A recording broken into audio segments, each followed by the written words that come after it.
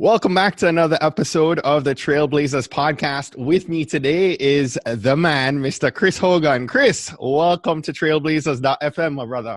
Well, thank you, my friend. It's an honor to be with you. Yes. So for all of you that don't know Chris, shame on you. He's author of Retired Inspired, #1 bestseller, an amazing speaker, and he's authored a brand new book, which we're going to be talking about here in just a moment. But Chris, on Trailblazers, we start every episode off from a place of gratitude. So I'd love you, as you reflect on this year, could you share an unexpected blessing or opportunity that you're most grateful for right now? Well, I am obviously always grateful for my Lord and Savior, Yes. who gives me the strength and the ability to be able to focus and do anything that I'm able to do. Is because of what he's blessed me with. But I can tell you this, having looked at this year and all that we have accomplished, all the things that we've done to try to help encourage and educate and empower people, I'm very grateful for our team. Yeah. The people that we have here at Ramsey Solutions are fantastic. These people are hardworking and they're focused, and we understand, the people we're trying to help, the people that we're trying to encourage. So that's not an unexpected blessing, because I always expect them to be that way. But to see them bring it day in and day out, Right. I'm absolutely grateful for it. Yes, yes. Chris, where did you grow up? I always love to dig into backgrounds. Yes. I know you are an All-American college football player at Georgetown Well, College, right? yeah, long time ago. They don't let me play anymore. But I'm a Kentucky boy. Are you? Born and raised in the state of Kentucky, which is horse country, and that's where I'm from. Nice. And so how did that pivot happen from college and the sports career to being a pillar at Ramsey Network? Yeah. Well, I mean, for me, it was, I moved out of grad school. My goal was to go into the FBI. Really? I had this Wow. goal since middle school. I think 7th or 8th grade, I'd known. And so moving up the ranks and doing what I needed to do, I went to graduate school to get my master's degree. And it was around that time that I had this shift, and really was enjoying the business world and just thinking of the process. So I went into consumer finance at that time.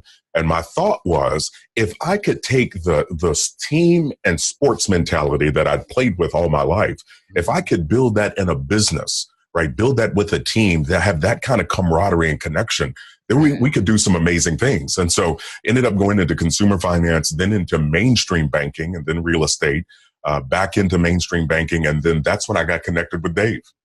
Nice. Well, you have a voice for the FBI, but I think, Well, I mean, my goal at that point in time, I love the idea of protecting and serving. Yes. Right? I mean, I just had that mindset. And, really it was, I've been here with Ramsey 13 years. Wow. But it was about 12 years ago that I really thought about this and said, I am protecting people and I'm serving them here. I'm trying to protect people to help them understand the importance of how money works, so you don't make the mistakes that I made. And I'm trying to serve them by helping them be able to identify it and have a plan for themselves, so they happen to their money, not their money happening to them. Mm-hmm. And Chris, I'll share briefly, my first experience with Ramsey came about 10 years ago.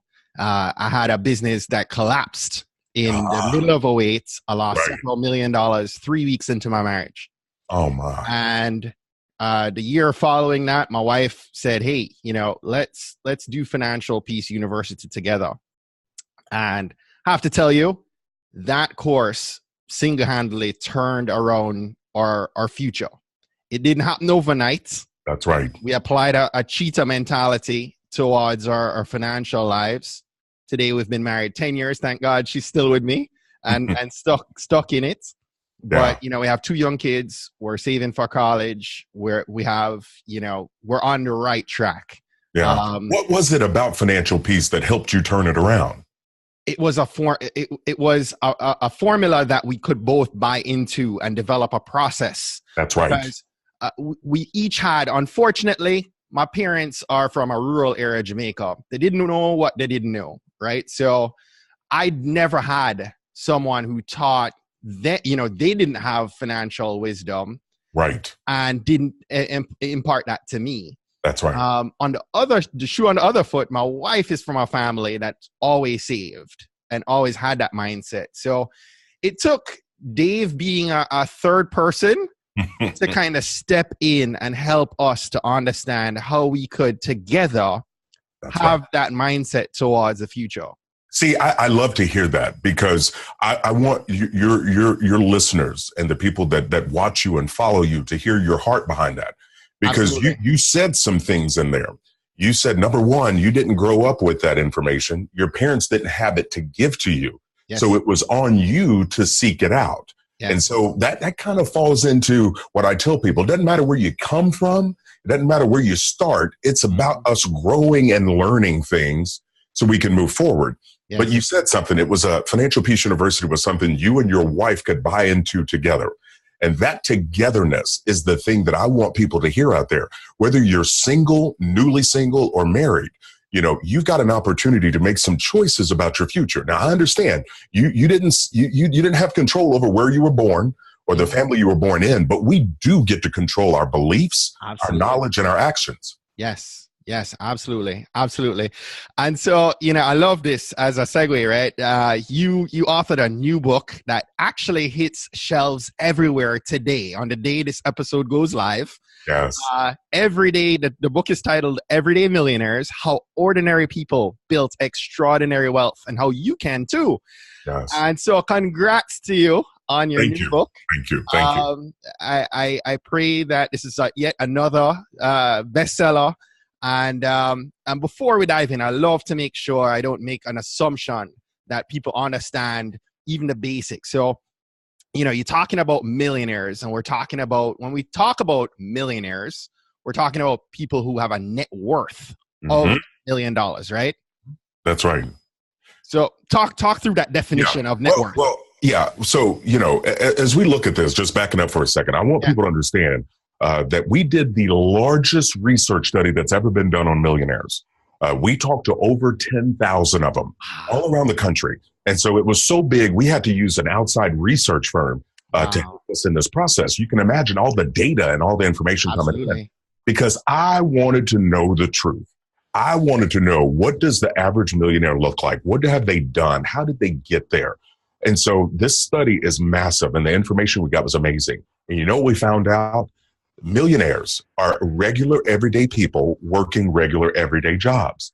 Now, this process of net worth, I'm glad you bring that up, because it's so important for people to understand. People think when you hear a millionaire, is this someone that's making $1 million a year? No, right? Millionaire means it's a matter of what you own minus what you owe. So again, what you own, your 401ks, your IRAs, your Roth IRAs, your bank account, your vehicles, your home, minus what you owe on. If you take what you own minus what you owe, and that equals more than $1 million, then you, my friend, are a millionaire. Right. And you talk about the fact that millionaires are everyday people. What are some of the common myths that people have, right, when they think of millionaires? Yeah. Well, one of the myths, and it's so important to dive into those, and in the book, I bust about 6 myths. These are things that people have thought or are thinking. And I even had to be honest with myself about a few of those myths. I thought, man, I grew up thinking that. One of the big ones is, and again, we did a general population study along with this millionaire study, but we found that 74% of millennials believe that millionaires all inherited their money. Wow. 74% of them. Okay. Wow. 52% of baby boomers believe that millionaires inherited all their money. So you've got this mindset that everyone thinks that a millionaire was handed this by a family member. Right. And so the reality is, here's the truth. Based on our study, only 21% of the millionaires received an inheritance.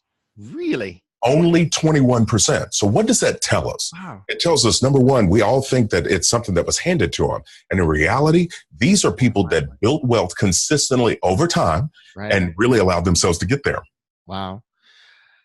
I love that we're talking about this, because the purpose of this series, you kick off a wealth series right now on the podcast that really was fueled for me, Chris, by a study done by the Institute for Policy Studies and Prosperity now back in September 2017. And it said that, the Black community right now, it'll take 228 years for the average Black family to reach the level of wealth that white families own today. And if nothing changes, if we continue on the path and we don't address the issue, median Black wealth is on a path to zero wealth by the year 2053. And so, you know, this series was really fueled by me wanting to share with the Black community mindset, knowledge, wisdom, tools to really reframe that, right? And avoid that from being, that prediction from coming true. No, and you're absolutely right. And here's the thing, you know, I had an opportunity to be with Condoleezza Rice at an event, a leadership event that we did last year. This woman is absolutely brilliant, speaks 4 languages, has multiple degrees. And one of the things that she said she had grown up in rural Alabama and at a time of segregation. So you can imagine, as she said, she was called a whole lot of things but her name. I'm sure. And one of the things that her parents had instilled in her was for her to understand it doesn't matter where you grew up, it matters where you're going. Right. And they really instilled that in her, that, you know, it was that mindset. And I say that because I think it's so important for us to remain in control of some things that we can control. And with that, you know, I'm walking through this and I'm telling people to believe. Like, it's very important that you believe that you can and that you believe opportunity is available to you. Wow. If you don't believe that it is, then it does something in our spirit where we don't try as hard as we could. So belief is huge. The next thing is, I want people to grow in their knowledge. You know, it's just like you did, you and your wife. You had this understanding of where you were, but you knew you didn't want to stay there. So you were finding information to help you guide yourself. You weren't looking for someone to rescue you. You were looking for someone to guide you. So our knowledge is important. The third key to this and to making that lasting change is to control our actions, our own personal habits. And so what you were talking about in that wealth side, it is a mindset. It is about knowledge, but it's also about our behaviors. Right. So what are some of those habits and attributes, right? Like what can we put into action to begin to turn that? Can I tell you one that I saw this and I was blown away by the size of the stat, but in reality, I knew this. 97% of these millionaires that we talk to believe they control their own destiny. 97%. Yes. So what that's saying is that they have this mindset of, I'm in charge of me, meaning not the victim thinking. Not this thinking that someone's out to get me or woe is me, but what am I going to do today to help me? Right. And so it really fed in and really helped me to see, I wanted to know, what are these attributes? What are these things that millionaires are doing? Right. And we found 5 of these attributes. The first one was personal responsibility. Millionaires take personal responsibility. That means they own where they are, whether it's good, whether it's not so good, or even bad. What they're saying is that it's on me to fix this scenario. I need to do better. I need to stay focused. Another one is that they're very intentional with their finances. Right. Billionaires are very intentional. That means they are budgeting. They're getting themselves out of debt. They're saving and they're investing, which is very important. Millionaires are also hardworking. They were all classified. 98% of them were classified by friends and family as hard workers. That means they do their job, they focus, and they do what's necessary. Okay. Another attribute is that they're goal-oriented. That means they set goals for themselves weekly and monthly to help them stay on track, to make sure that they're moving forward. They're also very consistent. They know that building wealth requires consistency. Right. And so you look at these attributes and you realize these are all things that we can choose to do. We can take personal responsibility. We can be hardworking. We can be goal-oriented. We can also understand that building wealth takes consistency over time. And so these are all things that we can do in ourselves starting today. And the final attribute that I want to tell you, because I told you about personal responsibility. I told you that they're hardworking. I told you that they focus on consistency. They're intentional with their finances. But this whole mindset of intentionality, right? Meaning that that's something where you're happening to your life, not allowing it just to happen to you. And so even if your listeners out there have debt right now, I want them to adopt a different mindset and understand that money that doesn't have to leave you in the form of a payment is money that can start working for you in the form of an investment. Yes. And I want to tell you this, the number one thing these millionaires said was the reason they were able to build wealth. You're not going to believe me. The number one thing that they used was their employer-sponsored retirement plans. Yes. 401ks, 403bs, IRAs, and Roth IRAs. Wow. The number one reason, 79% of them said that was the reason they were able to build wealth. And so that tells you that we're not waiting on some magic thing to happen. By the way, none of these millionaires that we talked to, over 10,000 of them, none of them hit the lottery. None of them said that single stocks was the reason that they were able to build wealth. They didn't talk about credit card points and credit card miles. These people think differently because they're trying to make good things happen. Interesting you said that. Over the last 6 years, we've not changed our expenses, and we were deliberate as we had pay increases or promotions to shift a higher percentage to 401ks and our employer-based saving programs. And I think this will be the third year that I was able to max my contribution. I think both sides, have been maxing our contributions too, and steadily seeing that grow.